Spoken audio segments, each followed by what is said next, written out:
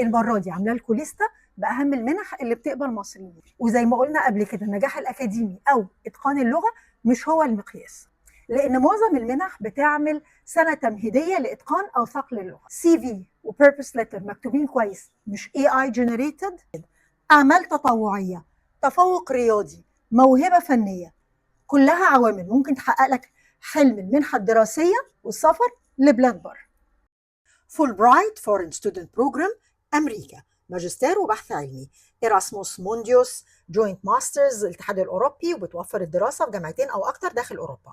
دات سكولرشيبس ألمانيا، وليها تعاون أكاديمي قوي جدا مع مصر.